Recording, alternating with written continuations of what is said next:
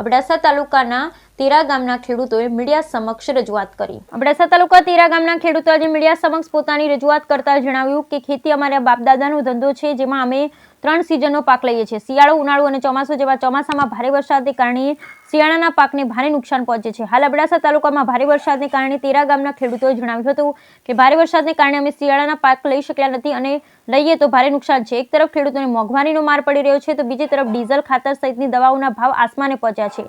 તેના કારણે ખેડૂતોને ભારે હાલાકીનો સામનો કરવો પડે છે। વરસાદને કારણે નુકસાન થયેલા ઉભેલા પાકને સરકારશ્રી દ્વારા સર્વે કરવામાં આવે છે, તેની વળતર વહેલી તકે મળે એવી પણ ખેડૂતો માંગ ઉઠી છે। ખેતી વ્યવસાય ખેડૂતોનો મુખ્ય વ્યવસાય છે, તે પોતાનું ગુજરાન આ ખેતી પર ચલાવે છે। Bureau report Rameshbhai Bhanushali, Naliya, Abdasa.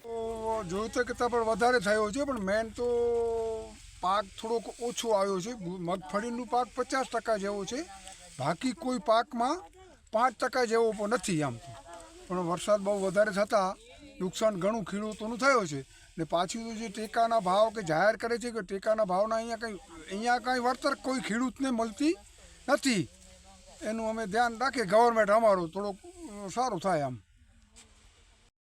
हाँ नालो बोलो जो लालजी भाई देजी भाई कितना वारे ते खेती जो काम કર્યો હતો आज मुके चोमोतर હતા તમે ત્યાંથી આવો લેટો ત્યાં ખેતી કહીએ બરોબર। ત્યારે કેળો એ વરસાદ વરસાદ તો બહુ સારો થયો, પણ પાક થોડોક સાડી વધારે ગયો। એ ભૂતલી મેળે ખેતરમાં ઉગી ગઈ અને ઉતારો જા ઓછો આવ્યો।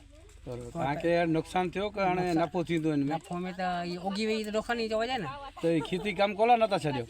ખેતી કામ સારી જાય, પાછો ધંધો ઈ તો કોટા દીવા આને આને પૂરા વારે થી તો ખેતી ચાલી રહ્યું પણ બરોબર। ધાણે આજે એવડું લાગે છે પણ ચોમાસું પાક તો નિષ્ફળ ગયો, તો આડે શિયાળો પાક થી તો ઉનાળો પાક થી એને મિલી હતો ને આગે શિયાળું કાપ 5 ટકા આવી